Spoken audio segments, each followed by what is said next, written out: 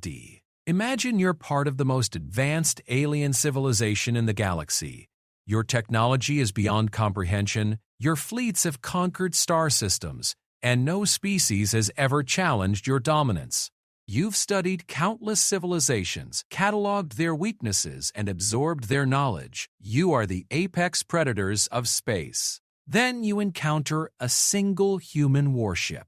Not a fleet, not an armada, just one vessel, drifting silently in the void, seemingly abandoned.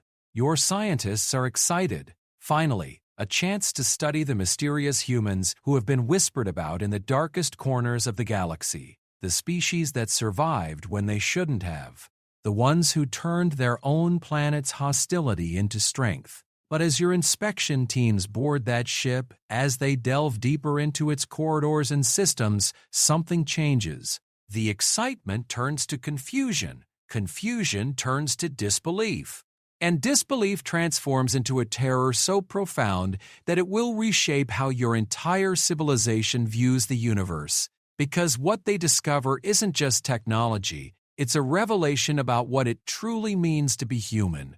And once you understand that revelation, you'll realize that humanity isn't just another species to be conquered. They're the nightmare that evolution never intended to create. This is the story of that inspection.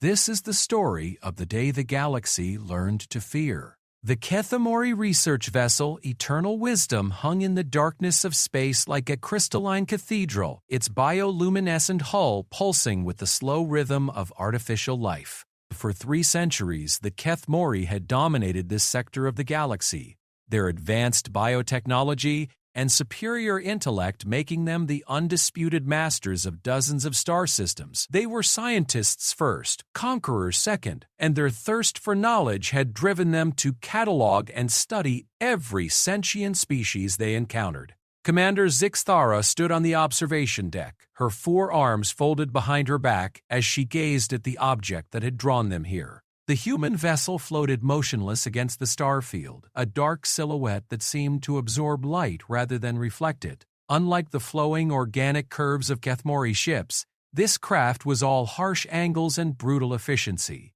It looked less like a vessel and more like a weapon that happened to carry people. Fascinating, murmured Dr. Velnara, the expedition's chief xenobiologist.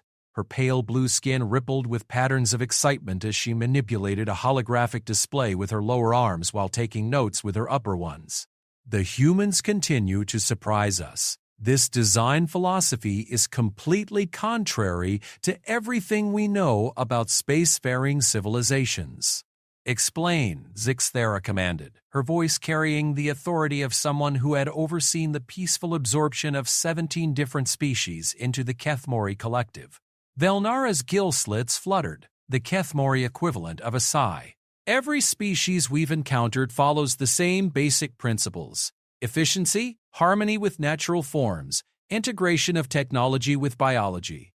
But this, she gestured toward the human ship, this is pure aggression made manifest. Look at those weapon ports. They're not hidden or integrated into the hull. They're prominently displayed, almost like a threat. Science Officer Quindal approached from his monitoring station, his 4 eyes reflecting different spectrums of light as he analyzed the readings. Commander, I'm detecting some unusual energy signatures from the vessel. The power source appears to be completely inert, but there are trace elements that suggest technologies we don't recognize. Life signs? Zixthara asked. None that our sensors can detect, Quindal replied. The ship appears to be completely dead. However, our scans are being partially blocked by an unknown metallic compound in the hull. We're only getting surface readings. The bridge fell silent as the crew considered the implications. The Kethemori had encountered the humans only through intercepted communications and long-range observations. What they knew painted a picture of a violent, chaotic species that had somehow achieved faster-than-light travel despite their relatively primitive technology. The humans had appeared in this sector barely 50 cycles ago, and already there were disturbing reports from the frontier worlds. Unlike every other species the Kethemori had encountered, humans didn't seem interested in negotiation or peaceful contact. They didn't respond to diplomatic overtures or attempts at cultural exchange.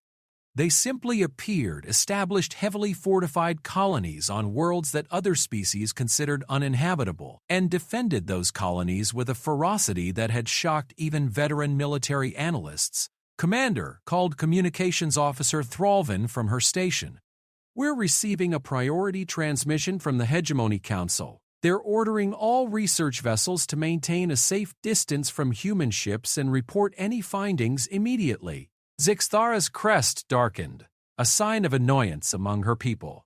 The Hegemony Council had grown increasingly paranoid about the humans ever since the incident at Kepler Station, where a single human frigate had somehow destroyed an entire Kethmori monitoring outpost. The official report claimed it was a malfunction in the station's bio-neural network, but Zixthara suspected there was more to the story. "Acknowledge the transmission," she said finally, "but inform them that we're conducting a standard xenoarchaeological survey of a derelict vessel. We're not making contact with active human forces." It wasn't entirely truthful, but it wasn't technically a lie either. The human ship showed no signs of life or activity. It was, by all definitions, a derelict. But Zixthara had spent her entire career studying alien technologies, and something about this vessel made her crest tingle with anticipation. There were secrets here, and those secrets might finally answer the question that had been haunting the Kethmori leadership. What made humans so dangerous? "Prepare a boarding party," she ordered. "Full scientific complement, but include a security detail." "We're going aboard." Velinara's patterns shifted to concern. "Commander, the Council's directive was clear. We're supposed to maintain distance." "The Council isn't here," Zixthara replied. "And they're not scientists. This is the first intact human vessel we've ever encountered. We can't let this opportunity pass." Within the hour, a boarding shuttle detached from the Eternal Wisdom and approached the human ship. The vessel was massive, easily 3 times the size of a standard Kethmori cruiser, but it was also strangely compact. Where Kethmori ships were designed with vast open spaces and gardens to maintain psychological health during long voyages, this human vessel seemed to prioritize function over comfort at every turn. As they drew closer, details became visible that their long-range sensors had missed. The hull was scarred with what looked like battle damage, deep gouges and blast marks that had been hastily repaired with patches of different metals. Some sections showed signs of recent modification, as if the ship had been continuously upgraded and rebuilt throughout its service life. "Look at this construction," breathed Dr. Prosint. "Kasmiri, the expedition's materials scientist. They're using multiple different alloys, some of which shouldn't be compatible. Yet somehow, they've made it work. The structural integrity readings are actually higher than they should be." The shuttle docked with what appeared to be a maintenance airlock. As the boarding party prepared to enter, Zixthara felt a moment of unease. The airlock was designed for beings roughly the same size as Kethmori, but there was something unsettling about its simplicity. No decorative elements, no consideration for aesthetics, just brutal functionality. "Atmosphere is compatible," reported the shuttle pilot. "Gravity is about 30% higher than standard, but within tolerable limits. Temperature is surprisingly cool. They keep their ships colder than most species prefer." The airlock cycled, and the boarding party stepped into their first human space. The corridor beyond was dimly lit with harsh white lights spaced at regular intervals. The walls were metal, not the living biocomposites used by most advanced civilizations, but actual mined and processed metal. It should have felt primitive, but somehow it felt enduring, as if this ship could survive anything the universe threw at it. "Extraordinary," whispered Dr. Velinara, running her sensor wand over the walls. "These are multiple layers of different materials. Armor plating, insulation, some kind of reactive compounds. It's like they've designed the entire ship to withstand every conceivable form of attack." They moved deeper into the vessel, following what appeared to be a main corridor. Emergency lighting strips glowed softly along the floor. and symbols in the angular human script marked various passages and compartments. Everything was labeled, organized, and purposeful. There was no wasted space, no unnecessary ornamentation. "Commander!" called Quindal from up ahead. "You need to see this." They had reached what appeared to be a crew quarters section. The rooms were small, almost cramped by Kethmori's standards, but each one showed signs of heavy use. Personal items were secured in wall lockers, pictures, books, actual physical books, and small mechanical devices whose purpose wasn't immediately clear. But it wasn't the personal items that had caught Quindal's attention. It was the modifications. Every room had been altered by its occupant. Additional storage welded to the walls, extra power outlets jury-rigged into the electrical systems, custom workbenches and tool racks fitted into every available space. The ship wasn't just a vessel. It was a living workspace where the crew constantly improved and adapted their environment. "They modify everything," Kethmori observed, her scanner recording the improvised improvements. "Look at this electrical work. It's not pretty, but it's incredibly efficient. They've managed to increase power distribution to these quarters by 40% just through clever rewiring."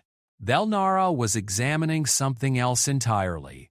"Commander, these sleeping arrangements, they're designed for beings who might need to respond to emergencies instantly. Look, the beds are positioned so occupants can reach their duty stations within seconds. And these emergency kits," she opened a wall cabinet to reveal compact packages of medical supplies, tools, and what appeared to be emergency rations. Every crew member was prepared to survive independently if necessary. They continued deeper into the ship, each new discovery adding to their growing unease. This wasn't just a vessel, it was a survival machine, operated by beings who had clearly lived through scenarios that would have destroyed most other species. The humans hadn't just designed their ship to travel between stars, they had designed it to fight, survive, and continue fighting even when everything went wrong. In the ship's workshop areas, they found evidence of constant maintenance and improvement. Tools were organized with military precision, but they were tools designed for combat repairs. Devices for patching hull breaches, rerouting critical systems, and fabricating replacement parts from raw materials. There were backup systems for the backup systems, and emergency protocols that covered scenarios that Kethmori had never even considered. "This is beyond redundancy," Kethmori said, studying a repair bay that could apparently manufacture new engine components from scrap metal. "This is paranoia taken to an art form. They've assumed that everything that can go wrong will go wrong, and they've prepared for it." But it was Dr. Velnara who made the observation that would haunt them all. She was examining what appeared to be a training area, a space where the crew could exercise and maintain their physical condition during long voyages. But as she studied the equipment, her pattern shifted to deep concern. "Commander," she said quietly, "this isn't just exercise equipment. Look at these machines. They're designed to simulate combat conditions. High gravity, extreme temperatures, low oxygen environments. They're training to fight in conditions that would incapacitate most species." The implications hit them all at once. This wasn't a peaceful exploration vessel or a simple cargo hauler. This was a warship, yes, but more than that. It was a warship crewed by beings who had turned their own physical limitations into advantages. The Kethmori had assumed that humans were dangerous because of their technology or their tactics, but now they were beginning to understand a more terrifying truth. Humans were dangerous because they had evolved on a world that constantly tried to kill them, and instead of being broken by that experience, they had learned to thrive in it. They didn't just tolerate hostile environments, they preferred them. They didn't just survive disasters, they planned for them.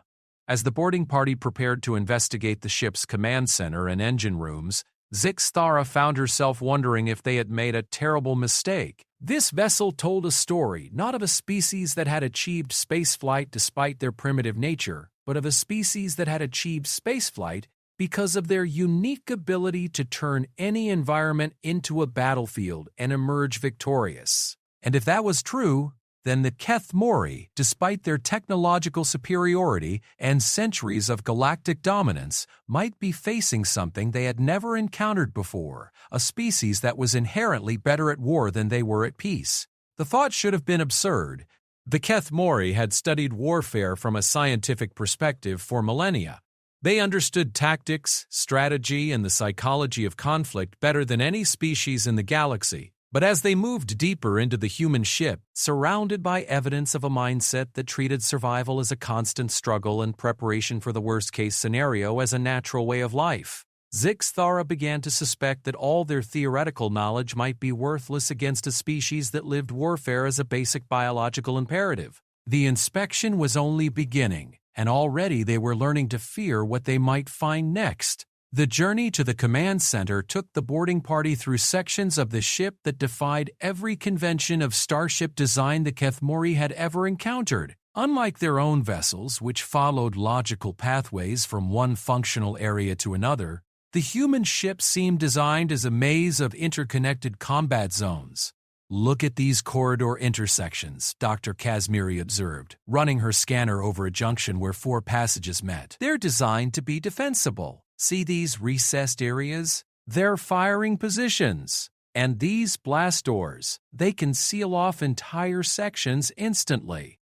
Science Officer Quindal was studying the ship's internal layout on his portable display. "Commander, I'm analyzing the traffic patterns built into these corridors. The humans have designed this ship so that even if enemy forces board and take control of major sections, the crew can continue to fight from fortified positions throughout the vessel." Zixthara felt her crest darkening again. The Keth Mori approach to shipboard security was based on preventing unauthorized access in the first place. The idea of designing a ship to continue functioning even while enemy forces moved freely through its corridors was beyond their comprehension. It suggested a level of tactical thinking that assumed defeat was not just possible but probable, and that the appropriate response was to make sure that defeat cost the enemy more than they could afford. They passed through what appeared to be a medical bay, and Dr. Harold Belnara stopped to examine the facilities. What she found there added another disturbing layer to their growing understanding of human nature.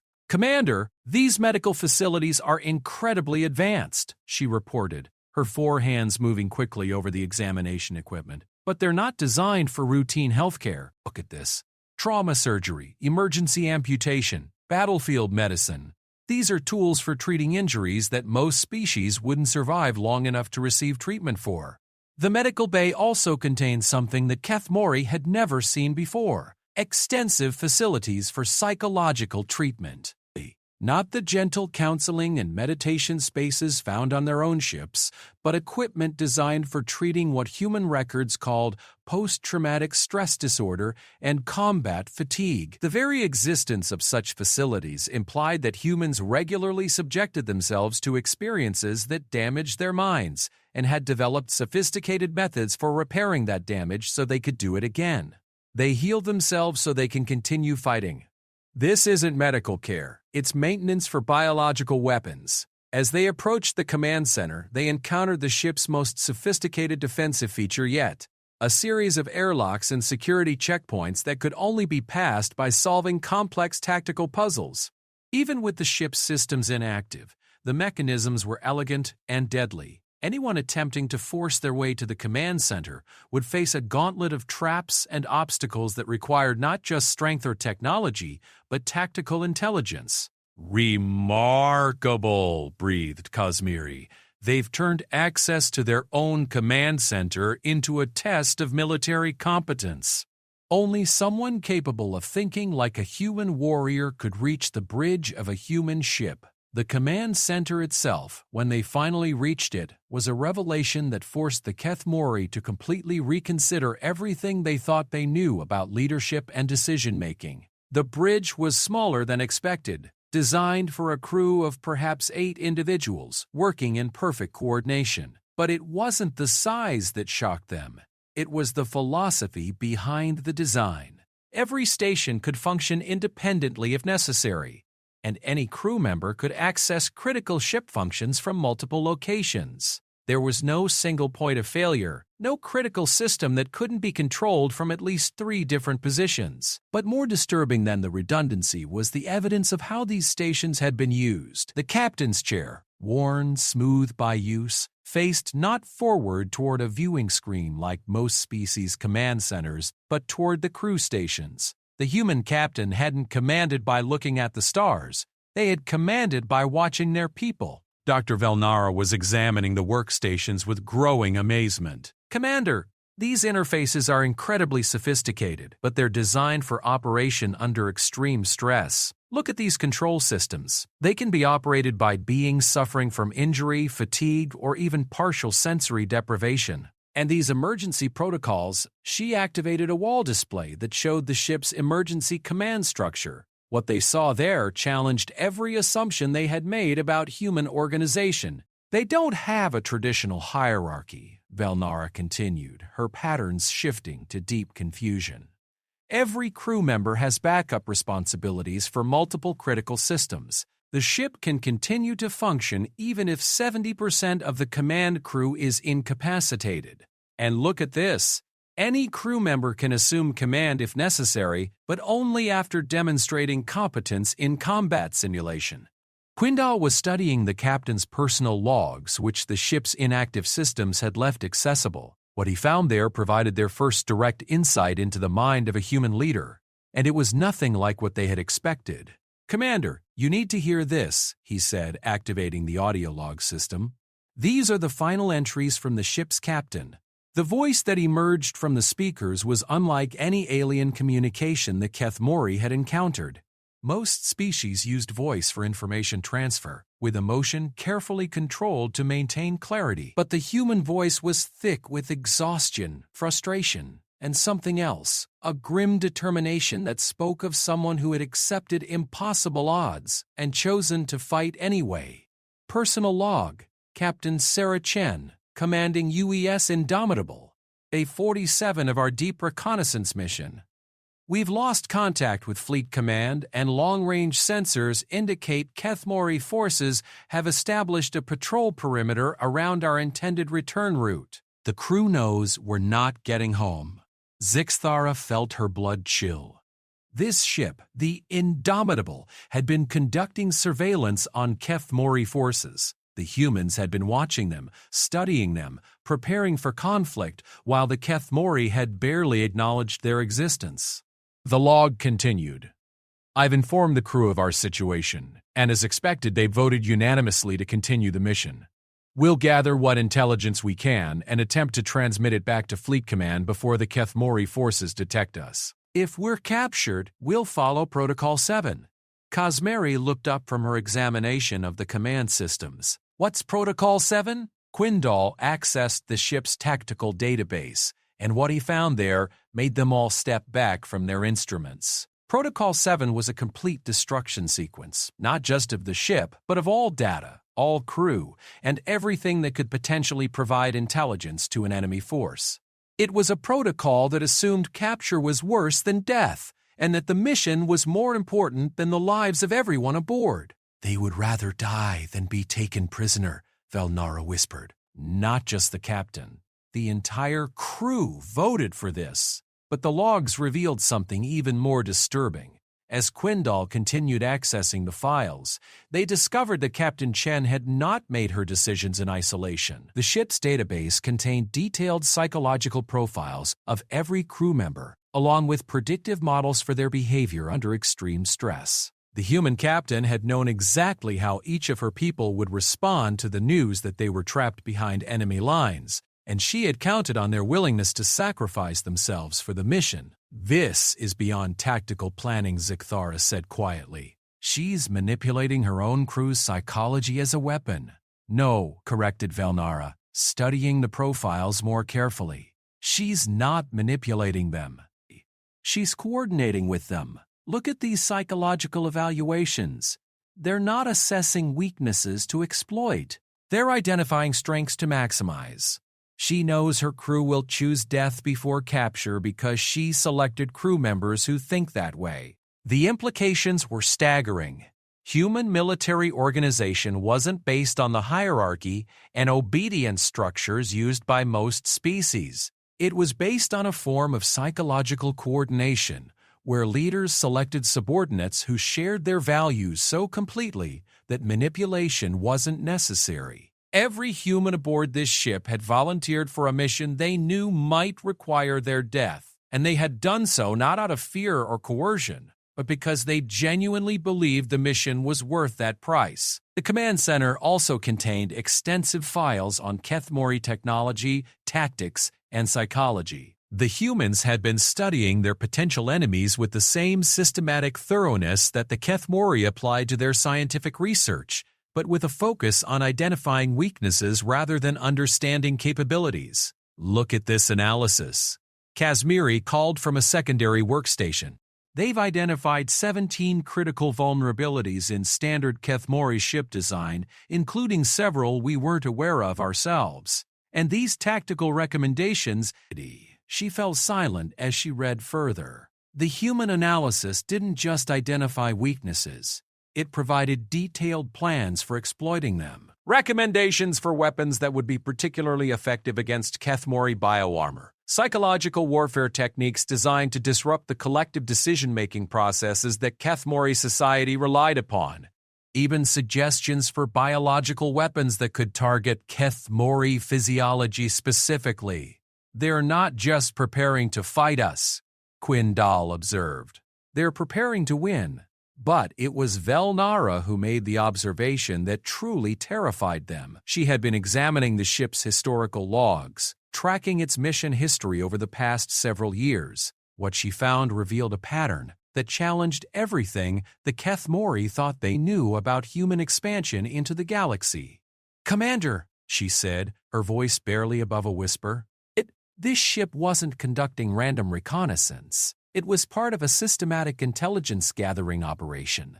Look at these mission logs. They've been studying every major species in this sector. The Kethmori, the Vaxari Collective, the Crystal Hierarchies. They have detailed analyses of everyone. The truth hit them like a physical blow. The humans hadn't entered this sector of the galaxy as refugees or explorers seeking new worlds to settle. They had come as military scouts, conducting a comprehensive assessment of potential threats and opportunities.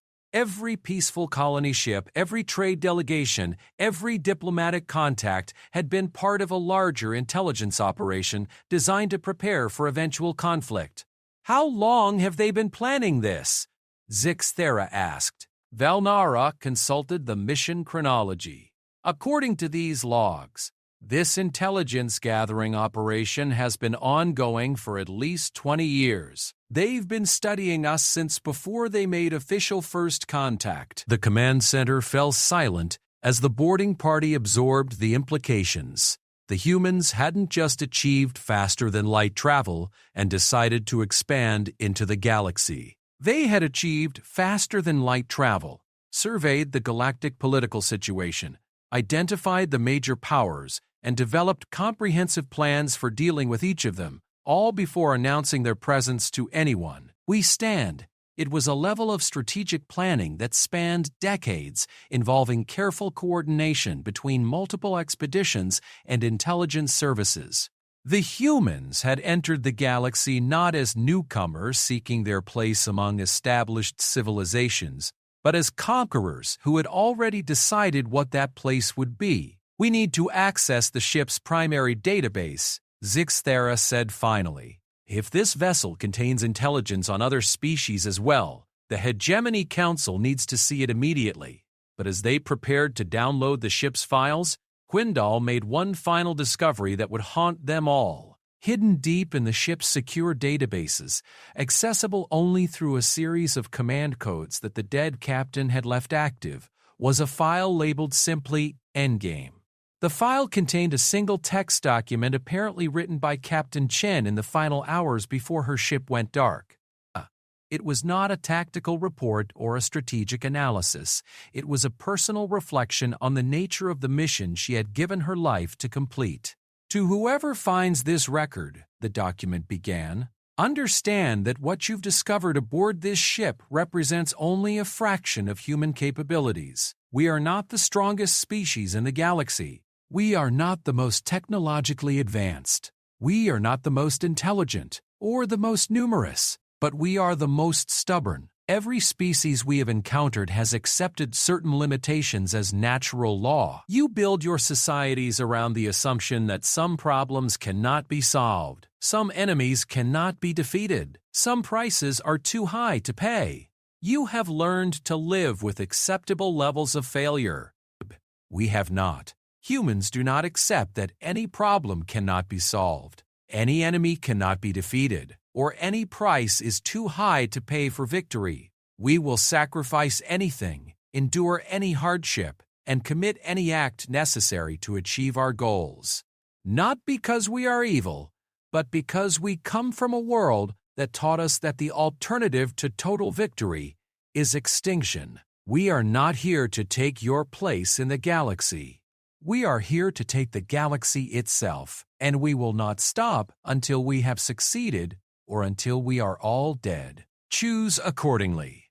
The boarding party stood in the silent command center, surrounded by the evidence of human preparation and planning, and finally understood why the Hegemony Council had ordered them to maintain their distance. This wasn't just a dangerous species. This was a species that had turned extinction-level determination into a fundamental aspect of their civilization, and they were no longer studying the humans from a safe distance. The humans had been studying them for 20 years. The path to the engine room led the boarding party through sections of the ship that challenged every assumption the Kethmori had made about technological development. Unlike their own vessels, where form followed elegant biological principles, the human ship seemed to operate on a philosophy that function was the only consideration that mattered. "Commander," Kashmiri called from an auxiliary corridor where she had stopped to examine a junction box. "I need to show you something extraordinary." She had discovered what appeared to be a simple electrical distribution panel, but as she explained her findings, it became clear that even the most basic systems on this ship reflected a radically different approach to engineering. "This power routing system is completely modular," she said, indicating the complex array of switches, relays, and bypass circuits. Any component can be isolated, replaced, or rerouted while the ship is in active operation. But more than that, look at these connections. They're designed to handle power loads far beyond normal specifications. Quindal studied the technical specifications displayed on his scanner. The entire electrical system is overbuilt. They're running everything at barely 60% capacity, even during combat operations. "Why would they do that?" Zixthera asked. Kashmiri consulted her readings again. "Because they expect everything to break. Look at these wear patterns. This ship has been pushed far beyond its design limitations repeatedly, and the crew has compensated by building in massive safety margins everywhere." As they continued toward the engine room, they encountered more evidence of the human approach to engineering. Maintenance panels were accessible from multiple angles, allowing repairs even in cramped conditions. Critical systems had not just backup components, but backup systems for the backup systems, and everything was labeled not just for normal operation, but for emergency procedures under combat conditions. Dr. Valnara was examining what appeared to be a fabrication unit built into the ship's maintenance section. "Commander, this is remarkable. It's a complete manufacturing facility designed to produce replacement parts for any system on the ship. They can literally rebuild this vessel from raw materials while in deep space." But the fabrication unit revealed something else troubling about human psychology. The manufacturing templates didn't just include replacement parts, they included upgrades. The humans had designed their ships to evolve during operation, becoming more dangerous and more capable with each repair cycle. "They don't just fix things," Kashmiri observed, "they improve them. Look at this modification history. This ship has been upgraded 17 times during its service life, and each upgrade made it more combat effective." When they finally reached the engine room, they found themselves facing technology that was simultaneously primitive and sophisticated beyond their understanding. The humans had achieved faster-than-light travel using methods that seemed to violate several fundamental principles of physics, but they had done so using materials and techniques that any spacefaring civilization should have been able to duplicate. "This is impossible," breathed Kashmiri, staring at the primary drive system. "They're using controlled gravitational distortions to achieve faster-than-light travel, but the power source is... It's a fusion reactor. A very sophisticated fusion reactor, but still just fusion." Quindal was running detailed scans of the drive components. "Commander, these power output readings can't be correct. They're generating more energy per unit of fuel than should be theoretically possible with fusion technology." The answer lay in the engineering philosophy that governed every aspect of the ship. The humans hadn't discovered some revolutionary new energy source. They had simply refused to accept that the old energy sources had limitations. Through systematic engineering improvements, creative material applications, and a willingness to operate their technology far beyond safe parameters, they had pushed fusion power to levels that other species had assumed were impossible. "Look at these containment fields," Velnara called from her examination of the reactor core. "They're using magnetic bottles, but they've layered 17 different containment systems on top of each other. If one fails, another takes over instantly. If multiple systems fail, they have emergency procedures for containing fusion reactions using the ship's hull as a backup vessel. They're willing to sacrifice the entire ship to prevent a reactor breach," Zixthara observed. "No," Kashmiri corrected, studying the technical specifications more carefully. "They're willing to sacrifice the entire ship to buy themselves time to fix the problem. Look at these emergency protocols. Even if the reactor goes critical and they have to evacuate the engine room, they have procedures for remote repairs using maintenance robots. They've planned for scenarios where they need to perform reactor maintenance while the containment system is actively failing. The engine room also contained extensive modification equipment. The humans had apparently treated their faster-than-light drive not as a finished technology, but as a prototype to be continuously improved. Bank after bank of testing equipment allowed them to experiment with drive modifications while in transit, turning every voyage into a research opportunity. But it was the ship's navigation system that truly revealed the alien nature of human thinking. Instead of the elegant computational systems used by most species, the humans had developed a navigation approach that seemed to operate on pure stubbornness. "Commander, I don't understand how this navigation system works," Quindal admitted, studying the massive arrays of computational equipment that surrounded the main drive controls. "They're not calculating optimal routes through space.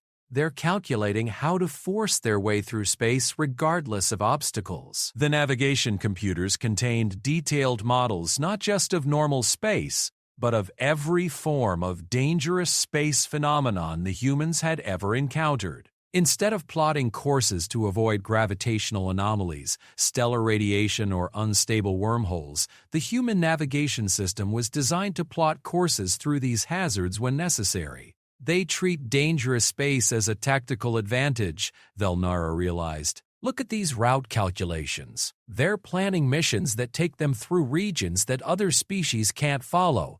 They're using the hostility of space itself as a defensive measure." The engine room logs revealed that the Indomitable had successfully navigated through a dozen space hazards that should have destroyed any ship, including a passage through the outer edge of a black hole's event horizon to avoid detection by a Kethmori patrol.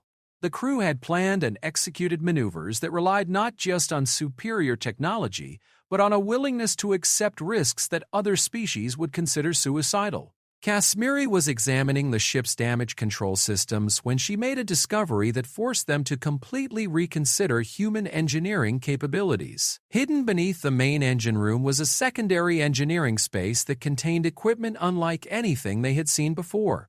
"Commander, you need to see this," she called, her voice filled with awe and terror. "They have a complete secondary drive system. The backup faster-than-light drive was smaller than the main system, but it was also more advanced. Where the primary drive was built for efficiency and endurance, the secondary drive was built for pure performance. It could apparently accelerate the ship to faster-than-light speeds in a fraction of the time required by the main system, but at the cost of enormous stress on the ship's structure. It's an escape drive, Quindal realized. If they're trapped and the main drive is damaged, they can engage this system and outrun anything in the galaxy. But look at these stress calculations. Using this drive would probably destroy the ship within minutes. Velnara was studying the activation procedures for the emergency drive. They don't care if it destroys the ship. The emergency drive is designed to get them away from immediate danger long enough to implement whatever tactical solution they've prepared. They've literally built a system that trades the ship's survival for time to continue fighting. But the secondary drive revealed something even more troubling about human strategic thinking. The emergency system wasn't just designed to escape from superior enemy forces. It was designed to ram enemy vessels at faster-than-light speeds. This is a weapon, Zixthera said quietly, studying the targeting systems integrated into the emergency drive controls. They've turned their escape system into a means of delivering kinetic strikes that would destroy anything they hit.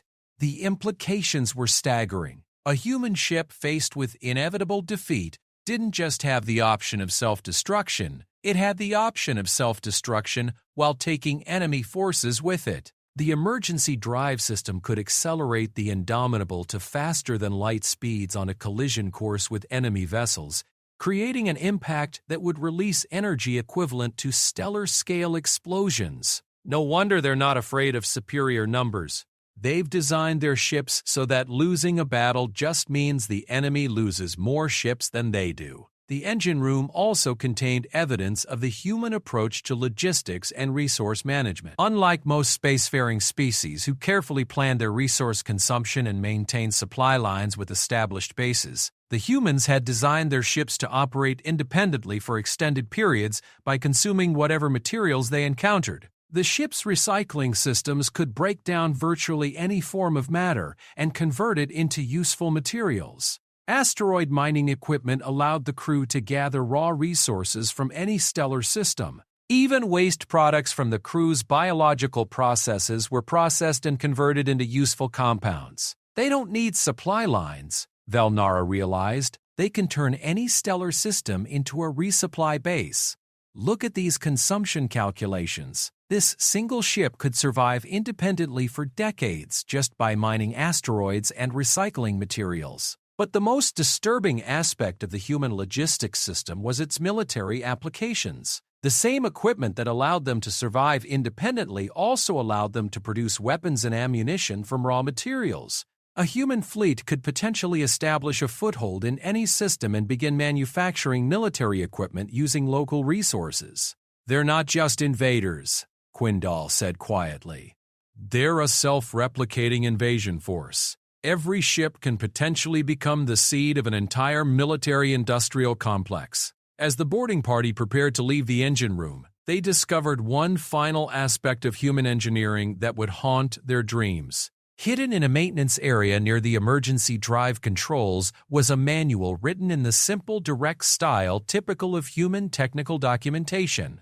The manual was titled Emergency Engineering Procedures for Hostile Contact Scenarios, and it contained step-by-step instructions for modifying ship systems during combat operations. But these weren't simple repairs. They were instructions for converting civilian systems into weapons. The manual explained how to turn the ship's water recycling system into a biological weapon delivery system, how to convert the fusion reactor into an improvised nuclear explosive, how to modify the faster-than-light drive to create localized space distortions that would trap enemy vessels, how to use the ship's communication array as a directed energy weapon capable of disrupting electronic systems across an entire star system. Every system on this ship can be turned into a weapon, Kazmiri whispered, reading through the technical procedures. They've designed their entire civilization to be military adaptable. Nothing is purely civilian. Nothing is purely peaceful. The engine room had revealed the final piece of the puzzle that explained why humans were so dangerous.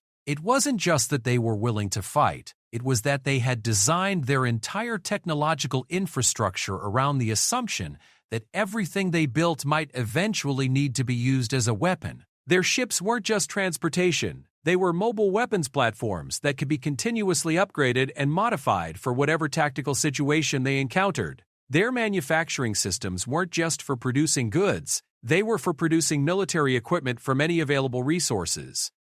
Their engineering philosophy wasn't based on optimization for peaceful purposes, it was based on maximizing combat effectiveness under any circumstances. As they prepared to return to the eternal wisdom, the boarding party carried with them the terrifying knowledge that they had been studying not just an individual human vessel, but a representative example of human technological capability. Every human ship was potentially a weapon of mass destruction. Every human colony was potentially a military manufacturing base. Every human civilian was potentially a combat engineer. The humans hadn't just achieved spaceflight, they had militarized spaceflight so thoroughly that the distinction between civilian and military technology had ceased to exist. There were hundreds of ships like the Indomitable currently operating throughout this sector of the galaxy, all crewed by individuals who had volunteered for missions that might require their deaths, all equipped with technology that could be adapted for warfare at a moment's notice, and all following strategic plans that had been in development for decades. The galaxy had gained not just a new spacefaring species, but a new form of technological life that existed in a permanent state of readiness for total war. And the Keth Mori had just discovered that they had been living within striking range of that species for 20 years without knowing it. The journey back to the ship's computer core led the boarding party through areas they had missed during their initial exploration, and each new discovery reinforced their growing understanding that they had stumbled upon something far more significant than a simple derelict vessel. The Indomitable was not just a ship. It was a comprehensive intelligence-gathering platform that had been systematically documenting the military capabilities of every major species in this sector of the galaxy. Kazmiri had remained behind in the engine room to conduct a more thorough analysis of the human drive technology, but her initial reports were already causing concern among the boarding party. According to her preliminary findings, the humans had somehow managed to achieve faster-than-light travel using energy outputs that should have been impossible with their apparent technology level. Commander Quindal reported as they made their way through the ship's central processing area. I'm detecting massive data storage systems throughout the vessel. The humans haven't just built a ship, they've built a mobile intelligence archive. The computer core, when they finally reached it, was unlike anything in Keth Mori experience. Instead of the elegant bio-neural networks that form the basis of their own information systems, the humans had constructed a vast array of interconnected mechanical processors that seemed to operate on pure computational brute force. Velnara observed studying the quantum processors that formed the heart of the ship's computational systems. They're using methods that we abandoned centuries ago, but they've refined them to levels we never achieved. The human computer system was designed around the same philosophy that governed every other aspect of their technology: redundancy, modularity, and combat survivability. There was no single point of failure, no critical component that couldn't be replaced or bypassed during operations. The entire system could apparently continue functioning, even if major sections were physically destroyed. But more disturbing than the hardware was the software. The human computer system contained artificial intelligence programs that were specifically designed to continue operating autonomously if the crew was incapacitated. These weren't simple automation systems. They were tactical decision-making programs that could analyze threats, develop countermeasures, and implement combat responses without human intervention. They've built their ships to fight even if everyone aboard is dead, Sixthara realized, studying the autonomous operation protocols. These artificial intelligence systems can operate the vessel, engage enemy forces, and complete mission objectives without any human crew at all. Quindal was examining the ship's primary database, and what he found there exceeded their worst fears. The Indomitable contained detailed intelligence files on 47 different spacefaring species, including comprehensive tactical analyses, psychological profiles, and strategic assessments. But it was the depth and accuracy of this intelligence that truly shocked them. "Commander, they know everything about us," he said quietly. "Our ship designs, our weapons capabilities, our command structures, our psychological vulnerabilities. They've been studying us with the same systematic thoroughness that we apply to scientific research, but their focus is entirely military." The Keth Mori intelligence file was particularly comprehensive. The humans had apparently identified every major weakness in Keth Mori technology, from the electromagnetic vulnerabilities of their bioneural networks to the psychological dependency on collective decision-making that made their command structures slow to respond to rapid tactical changes. But the intelligence files revealed something even more troubling. The humans had not been gathering this information as passive observers. They had been conducting active intelligence operations, infiltrating Keth Mori facilities, compromising Keth Mori communication networks, and even placing agents within Keth Mori organizations. "Look at these operation reports," Velnara called from a secondary terminal. "They've had intelligence assets operating within our territory for at least 15 years. This isn't just observation.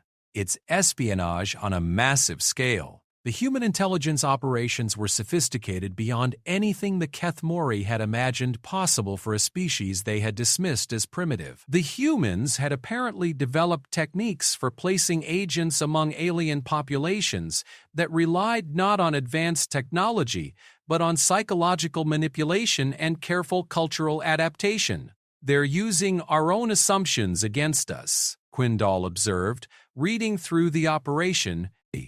"They know that most species assume other beings will think and act like themselves, so they train their agents to exploit those assumptions by behaving in ways that reinforce alien expectations." But the human intelligence database contained more than just information about other species. It contained detailed strategic plans for military operations against each of them. These weren't defensive contingency plans, but comprehensive invasion strategies that had apparently been under development for decades. The Keth Mori invasion plan was particularly sophisticated. The humans had identified the optimal targets for initial strikes, the bioneural manufacturing facilities that produced the components for Keth Mori ship systems. Without those facilities, the Keth Mori fleet would be unable to repair battle damage or construct new vessels. The humans planned to neutralize Keth Mori military capability not through direct combat, but by destroying their technological infrastructure.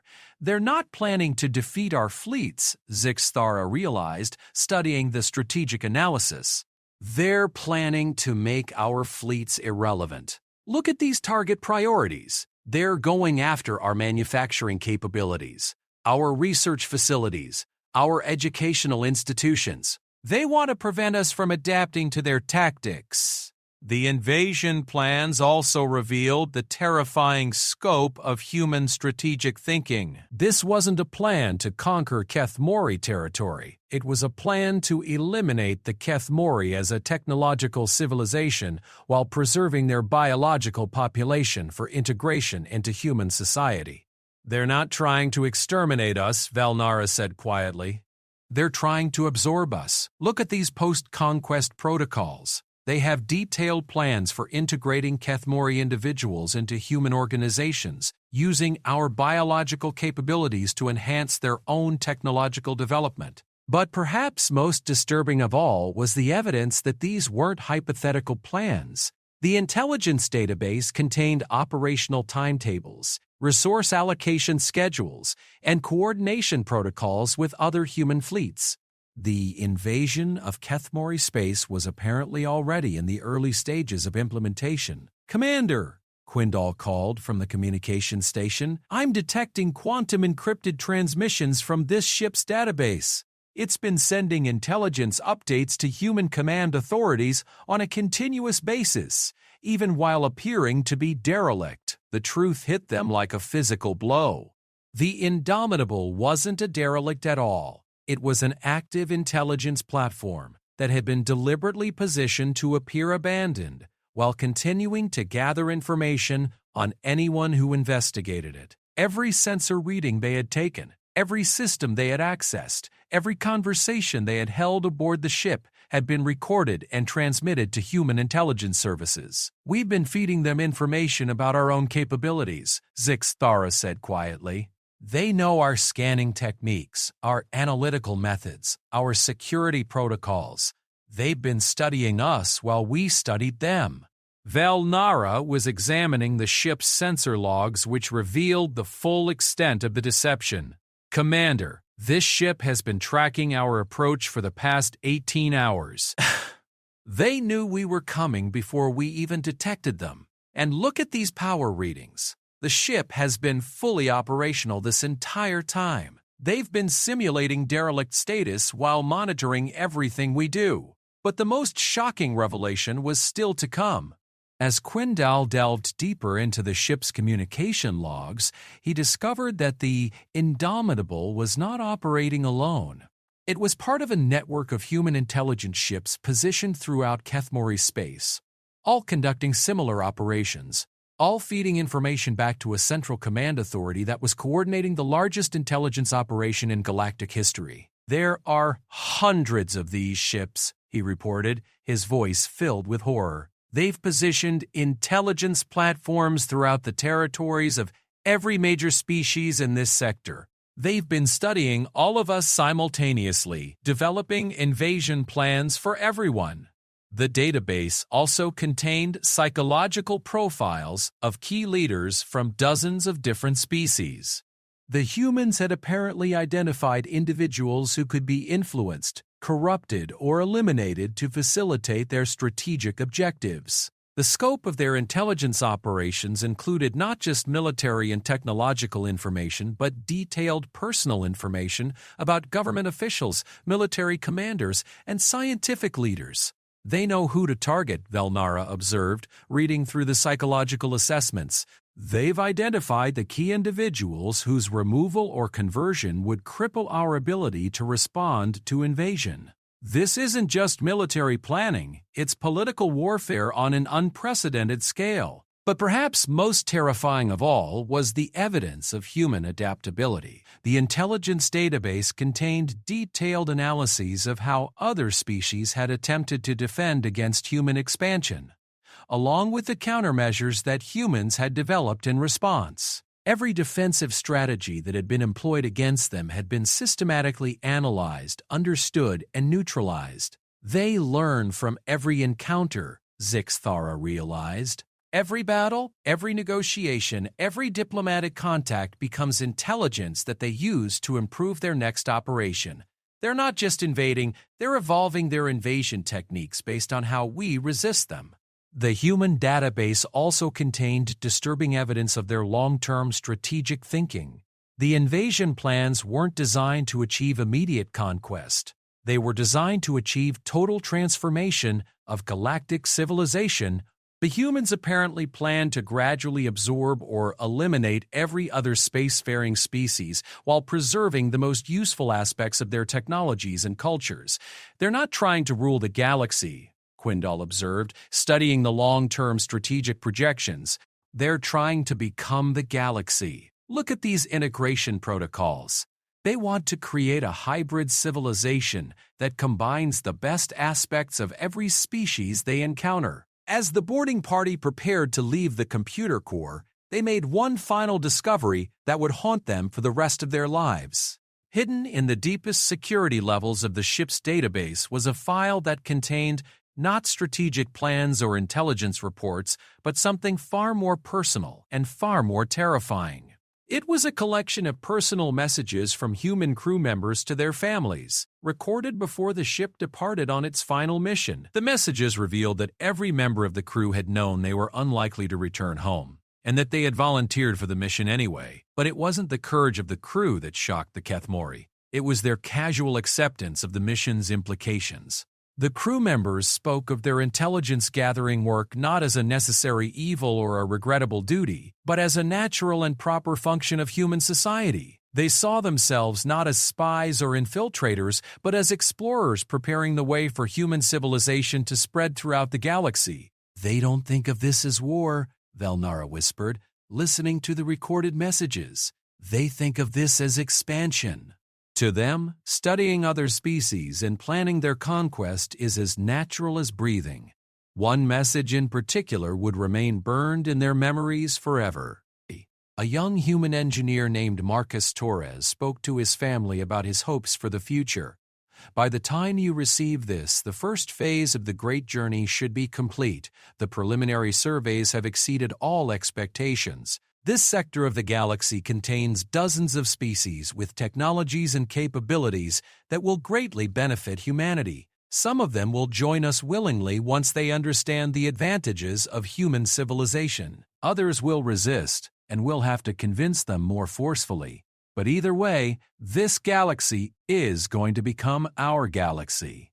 Not through destruction or conquest in the traditional sense, but through integration and improvement. We're going to take the best of what every species has to offer and combine it into something greater than any of us could achieve alone. The children you're raising will inherit a galaxy where humans are not just another species competing for resources, but the dominant form of intelligent life. They'll have access to technologies we can barely imagine, opportunities we can only dream of, and a universe without limits.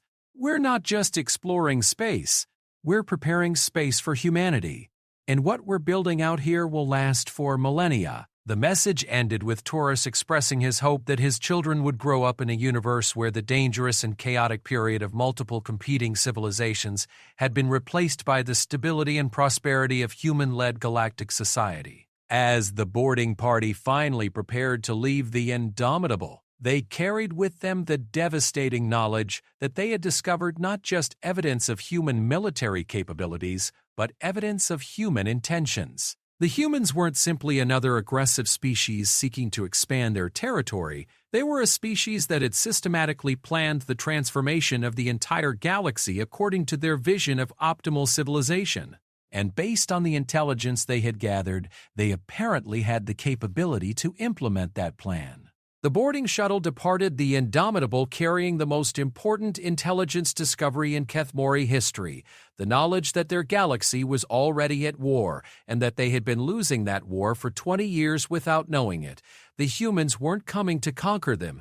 The humans were already here, already studying them, already preparing for the final phase of operations that would determine the future of every sentient species in this sector of space, and the Kethmori had just learned about it by walking directly into a trap. The return journey to the Eternal Wisdom was conducted in complete silence, each member of the boarding party lost in contemplation of what they had discovered aboard the human vessel. As their shuttle approached the docking bay, Commander Zixthara felt the weight of knowledge that would fundamentally alter the balance of power in the galaxy. But their ordeal was far from over. As they prepared to dock, Dr. Kasmiri's voice crackled over the communication system with a discovery that would complete their understanding of the true horror they faced. "Commander, you need to return to the ship immediately," she said, her voice tight with barely controlled panic. "I've discovered something in the engine room that changes everything we thought we knew about human capabilities." Within minutes of docking, the entire boarding party had rushed back to the Indomitable. What Kasmiri showed them in the deepest sections of the engine room would become the final piece of a puzzle that revealed the most terrifying truth about humanity that any alien species had ever encountered. Hidden beneath layers of standard engineering equipment, accessible only through maintenance shafts that required specialized tools to navigate, was a chamber that contained technology unlike anything they had seen before. It wasn't just advanced, it was impossible. "Commander," Kasmiri said, her forehands shaking as she operated her scanner, "this chamber contains a complete terraforming system, not the massive industrial equipment that most species use, but something that can literally remake the fundamental properties of matter at the molecular level." The terraforming system was compact enough to fit within a single chamber, but according to Kasmiri's readings, it was capable of transforming an entire planet's ecosystem within a matter of months. More disturbing still, the system could operate in reverse, turning inhabitable worlds into environments so hostile that no known form of life could survive there. They can destroy entire worlds just as easily as they can create them, Velnara observed, studying the technical specifications. This isn't just terraforming technology, it's planetary warfare capability. But the terraforming system was only the beginning. As they explored the hidden chamber, they discovered evidence of human technological capabilities that defied every assumption about the limitations of known science. The humans had apparently developed methods for manipulating fundamental forces that other species hadn't even theorized about. "Look at this," Quindal called from a control station that had been concealed behind false panels. "They have gravity manipulation technology, not just for propulsion. They can alter gravitational fields with surgical precision. They could make a planet uninhabitable by simply adjusting its gravitational constant." The implications were staggering. The humans possessed technology that could fundamentally alter the basic properties of stellar systems. They could make planets uninhabitable, redirect asteroids and comets, even destabilize stars if necessary. And they had miniaturized these capabilities to fit within individual ships. But as the boarding party delved deeper into the hidden technology, they discovered something that transcended their previous understanding of technological possibility. In the deepest section of the concealed chamber, protected by security systems more sophisticated than anything they had encountered elsewhere on the ship, was a device that seemed to violate the basic laws of physics. "Commander," Casmeri whispered, "I think this is a time manipulation device." The device was small, no larger than a standard Kethmori personal computer, but the energy readings it produced were beyond anything their instruments could fully analyze. According to Casmeri's preliminary scans, the device could create localized temporal distortions that allowed limited manipulation of causality within a restricted area. "They can alter time," Zixthara said quietly. "Not travel through it, manipulate it. They could accelerate their own operations while slowing their enemies, or create temporal zones where cause and effect follow different rules." But the most disturbing aspect of the temporal manipulation device was its purpose. According to the technical documentation they found, it wasn't designed for large-scale strategic operations. It was designed for intelligence gathering and infiltration. The humans could literally step outside normal time to conduct surveillance operations without being detected. This explains how they've been able to gather so much intelligence, Velnara realized. They can observe us from outside our temporal frame of reference. We could never detect them because they're not operating in the same time stream we are. As the boarding party attempted to process the implications of technology that seemed to transcend the possible, they made one final discovery that would forever change how they understood the nature of humanity itself. In a data storage unit connected to the temporal manipulation device, they found records of human experiments in temporal observation that revealed the true scope of their intelligence-gathering capabilities. The humans hadn't just been studying alien civilizations for 20 years. They had been studying them for far longer, using temporal manipulation to observe historical events and analyze the development of alien societies across centuries. "They know our entire history," Quindal reported, his voice filled with awe and terror. "Not just recent events, everything. They've observed our species' development from the beginning of our spacefaring era. They understand our psychology, our technology, our social development better than we understand ourselves. The temporal observation records contain detailed analyses of key moments in Kethmori history, including decisions made by leaders who had died centuries before humans achieved spaceflight. The humans had apparently used their temporal manipulation technology to study the decision-making processes of alien civilizations throughout their development, identifying patterns and vulnerabilities that could be exploited in future conflicts. But the most terrifying revelation was still to come. As they accessed deeper levels of the temporal research data, they discovered evidence that humans had not developed these technologies independently. They had acquired them through temporal observation of other civilizations, including civilizations that existed millions of years in the future. "They're not just studying the past and present," Casmeri said quietly. "They're studying possible futures. They've observed how various technological and strategic choices lead to different outcomes across vast timescales. They're making decisions based on knowledge of how the galaxy will develop over the next million years. The implications were beyond comprehension. The humans weren't just planning to conquer the galaxy. They were executing a plan that had been developed through observation of multiple possible timelines. They knew not just what they wanted to accomplish, but exactly how to accomplish it, because they had observed the consequences of their actions across potential futures. This isn't invasion, Sixthara realized. This is temporal engineering. They're not trying to conquer the galaxy. They're trying to guide its development toward a specific future state that they've determined is optimal. As the boarding party prepared to leave the Indomitable for the final time, they discovered one last document that would haunt them forever. Hidden in the temporal research data was a report written by a human scientist whose work had apparently contributed to the development of their temporal manipulation capabilities. The report was titled The Optimization of Galactic Civilization, a Temporal Engineering Approach to Species Integration. It described a project that spanned millions of years of subjective time, involving the systematic study of every possible path of galactic development and the identification of optimal intervention strategies. According to the report, humans had used temporal manipulation to observe thousands of different potential futures for galactic civilization. In some futures, the galaxy descended into permanent warfare between competing species. In others, technological development stagnated as resources were depleted through inefficient competition. In still others, advanced civilizations achieved stability, but at the cost of creativity and growth. The humans had identified a specific future state, designated as Optimal Configuration Alpha, in which galactic civilization achieved maximum technological development, maximum resource efficiency, maximum long-term stability. But achieving this optimal state required specific interventions at precise moments in galactic history. We are not conquerors, the report concluded. We are gardeners. We have observed the growth patterns of galactic civilization across deep time, and we have learned how to prune, nurture, and guide that growth toward the most beneficial possible outcome for all sentient life.